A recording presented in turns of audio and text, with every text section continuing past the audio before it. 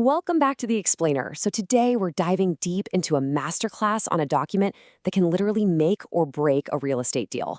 It's the Georgia Seller's Property Disclosure Statement. If you're looking to protect your clients, save your hard-earned commission, and just look like an absolute pro, you are in exactly the right place. Let's jump right in. Okay, let's dive into this. You should absolutely never complete this for your seller, period. This is the ultimate golden rule, the absolute foundational boundary of your role as an agent. Listen, it doesn't matter how well you think you know the property or how incredibly helpful you kind of want to be, holding that pen and checking the boxes on this specific document crosses a massive legal line. Your job is to guide them, not to do it for them.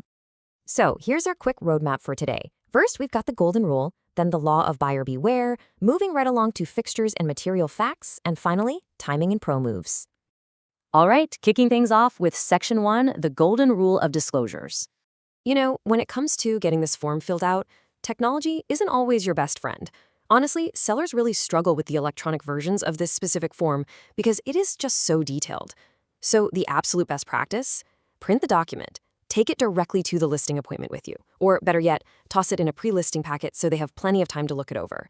But remember our golden rule? Never, ever fill it out yourself. Oh, and here's a massive pro tip for you.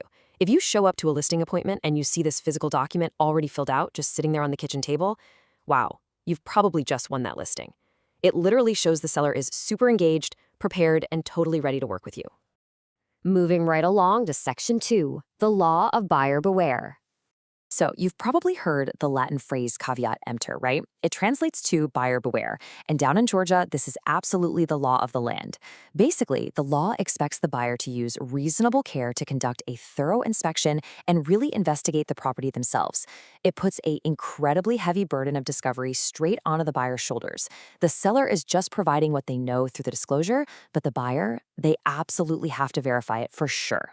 So what does it actually mean when a seller checks no? Well, legally, it means one of two things.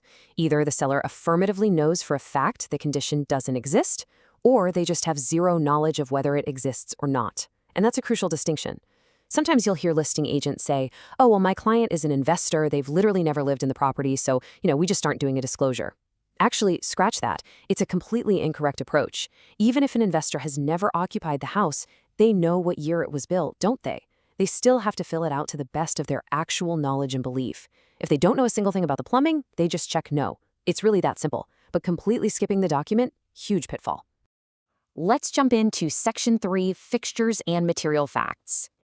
Now, what's really interesting about this is how a single pen stroke completely changes the legal reality of a property. I mean, think about it. On the fixtures checklist, if a box is checked, that item legally has to remain with the property. But if it's left blank, the seller has the full right to pack it up and remove it. You literally cannot skip over this section when you're representing either side. You've got to carefully review exactly what is being claimed to stay.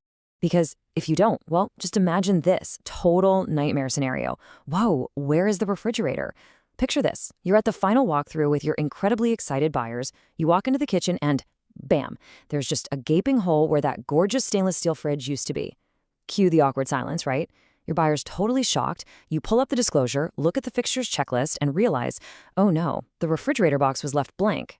The seller legally took it, and your buyer thought it was a done deal.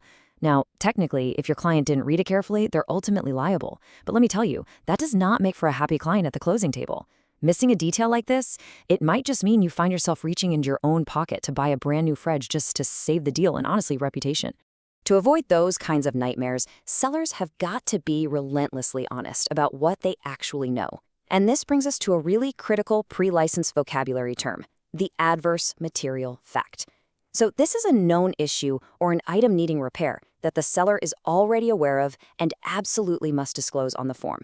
For example, if the seller knows the basement floods every time there's a heavy rain, they have to list it right there on the disclosure. The whole shebang is about transparency. It ensures the buyer's buyer beware investigation kicks off with the hard facts the seller already holds. All right, bringing us home with Section 4, timing and pro moves. Let's move to and see how this builds into an optimal chronological workflow. It's really a simple three-step process. Step 1, you print the document for the listing appointment. Step 2, you have the seller independently complete and sign it. And remember, only the seller signs it at this stage. Finally, step 3, you upload it directly to the MLS. Getting this document attached to your listing right out of the gate makes it incredibly easy for a buyer's agent to pull the info, share it with their clients, and write up a seamless, super fast offer. However, there's a pretty fascinating alternative strategy that some veteran agents use. We like to call it the strategic holdback. So these pros intentionally choose to keep the completed disclosure document off the MLS. Why on earth would they do that? Well, because it literally forces buyer's agents to pick up the phone and call you to request it. When your phone rings and someone asks, "Hey, do you mind sending me the disclosures for your listing?" that is a massive signal.